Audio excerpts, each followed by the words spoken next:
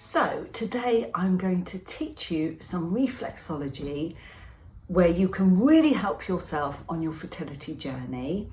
But also the reflexology I'm going to teach you isn't just going to be for your hormones and your ovaries and your uterus, but also for your nervous system, because fertility has such a big impact on your nervous system. And what we want to do is bring your nervous system back into what we call homeostasis, and that will indirectly help your fertility. So the first thing I'm going to teach you is the diaphragm. So the diaphragm on the foot is just under the ball here of the foot and goes across here. So all you need to do is just stroke across here. And do this slowly with just a small amount of pressure. And what this will do is it will relax the big muscle here, which is your diaphragm. So when we're not breathing, we're really stressed, the diaphragm takes a big hit.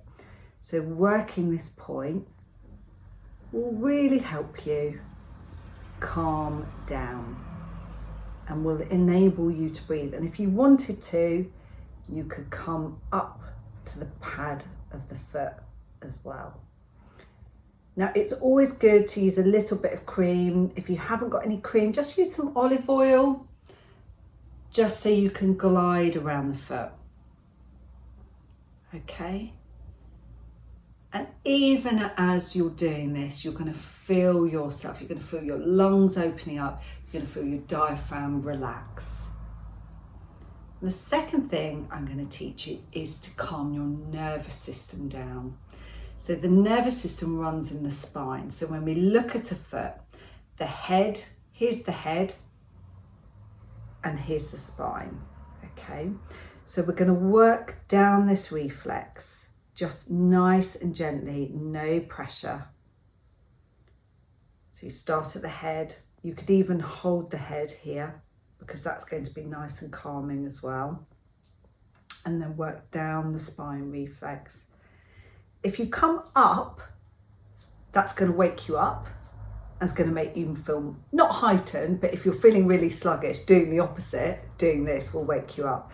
But actually, we want to go down. The other benefit of doing this, because we're starting at the head, we're coming down the body, and then we're coming towards the pelvic area as we come down here. And the uterus point, I'm going to show you where the uterus point is in a moment, but it sits around this area here. So by working the nervous system nice and gently and calmly, you're also sending blood to your uterus. So if I work it this way, all the way down, that's going to send nutrients and blood down to your uterus area. So this is really good to do after your period and before ovulation, because we want to encourage a nice healthy lining going down to your uterus. So if you have difficulties or problems achieving a good lining, or you're having any brown spotting, or your period is only 1 or 2 days, doing this, you're going to have two benefits of calming your nervous system down and then sending the blood to your uterus point. Okay? Now, when we talk about uteruses, I'm just going to bend Katie's foot slightly. Now, the uterus, everybody's uterus is in a different position, and I don't want to complicate things by trying to make you find your uterus. So the rule of thumb is you've got the ankle bone, you've got the heel, and if you go somewhere in the middle, you will find your uterus point. Now you can see here there's a little dip in Katie's foot, and that's her uterus. So generally uteruses, lots of women's uteruses are retroverted because we all sit and type at a keyboard. So look for this dip, but if you can't find it, go somewhere in the middle and use both fingers nice and gently so you're not going to miss it. Now the uterus point, we want to work up until ovulation. We don't want to be working this point if there's a pregnancy in there. So again, as we were doing earlier with the nervous system and sending blood to the uterus, we want to nice and gently, in circular motions, work the uterus point up until ovulation. Just nice and gently. And you can do this for 30 seconds to a minute, and you can do this every day. But when you're doing it, do it with intention, because that makes it much more powerful. And what we're trying to do here is we're trying to build that lovely lining. So we're going to send some blood, and then we're going to build that lining up. Okay? And as I said, do that up until ovulation. And then from the ankle bone here, 3 to 4 fingers from the ankle bone, there's a little dip here in the leg. This point is really, really powerful. It's called Spleen 6, and it's a really powerful fertility point. And again, I only want you to work this point up until ovulation.